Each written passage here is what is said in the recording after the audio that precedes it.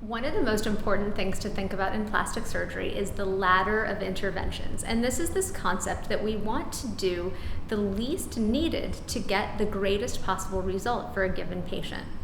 Surgery goes from less invasive to more invasive, and we want to figure out the lowest rung on the ladder where we need to be to make you happy. When we look at facial aging, we often think about lifting the face. And I would say the lowest rung on the ladder is injectables. When we think about injectables, that's cheekbone and jawline augmentation for structural support of the face, softening of the piriform aperture and nasolabial fold and marionette line, neuromodulator or high-dose platysmal Botox to block activity of the neck and improve the cervical mental angle, and assorted ancillary other injectables. So that's the first rung on the ladder, relatively mild, relatively minor, and minimally invasive. The next rung on the ladder is suture suspension. And with suture suspension, we're going to get more lift than is possible with injectables, but not quite as much as you can get with surgery.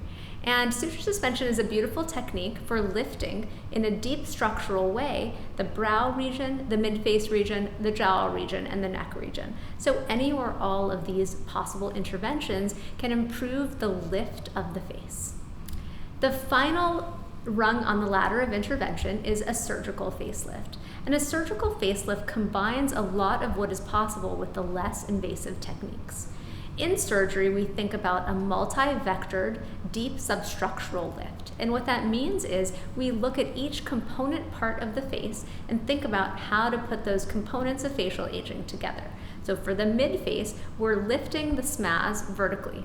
For the lower face or jowl, we're lifting it in a transverse direction. And for the neck, we're lifting the platysma horizontally. Next, we're redraping the skin so that it looks smooth and taut but not overly pulled.